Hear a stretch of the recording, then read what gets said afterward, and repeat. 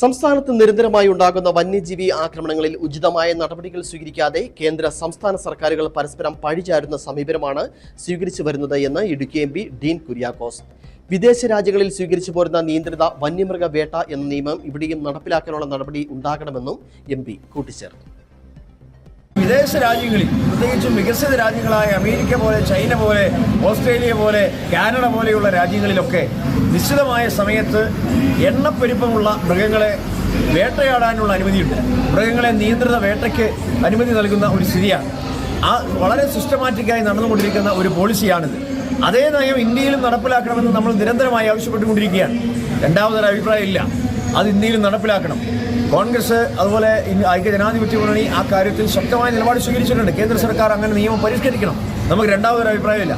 പക്ഷേ അത് പറഞ്ഞുകൊണ്ട് ഇവിടെ വന്യമൃഗങ്ങൾ അപകടകാരിയായി മാറുമ്പോൾ അവയെ കൊല്ലാനുള്ള അധികാരം കൈവശം വെച്ചിട്ട് ഞങ്ങൾക്കൊന്നും അറിയില്ല രാമനാരായണൻ എന്ന് പറഞ്ഞുകൊണ്ട് സംസ്ഥാന ഗവൺമെൻറ് കൈകഴുകുന്ന ഈ രീതി അത് ഒരിക്കലും ശരിയല്ല. ഇതിനെതിരെ ശക്തമായ പ്രതിഷേധമുണ്ട്. നിലമ്പൂർ ഉപതെരഞ്ഞെടുപ്പിൻ്റെ വേളയിൽ തെരഞ്ഞെടുപ്പ് പ്രഖ്യാപിച്ച ആ മുഹൂർത്തത്തിൽ മുഖ്യമന്ത്രി കേന്ദ്രത്തിന് കത്തെഴുതുന്നത് നമ്മൾ കണ്ടു. 9 വർഷക്കാലം കേരളത്തിൻ്റെ മുഖ്യമന്ത്രിയായിട്ട് പിണറായി വിജയന് ഇപ്പോഴാണ് കേന്ദ്രത്തിന് ഈ വിഷയവുമായി ബന്ധപ്പെട്ട് കത്തെഴുതാനുള്ള സമയം കിട്ടിയത്. ഇതിനു മുമ്പ് ഈ വിഷയത്തെ സംബന്ധിച്ച് അദ്ദേഹം ഒരക്ഷരം ഉരിയാടിയിട്ടില്ല. അപ്പോൾ ഇത്രത്തോളം ലജ്ജാകരമായൊരു സമീപനം, അതോടൊപ്പം തന്നെ ഏറ്റവും വില കുറച്ച് കാണിക്കുന്ന ഒരു സമീപനം, കേരളത്തിലെ മലയോര കർഷകരോട് എല്ലാ അർത്ഥത്തിലും നീതി പുലർത്താത്ത ഒരു സമീപനമായിരുന്നു കേരള ഗവൺമെൻറ്റിൻ്റേത്.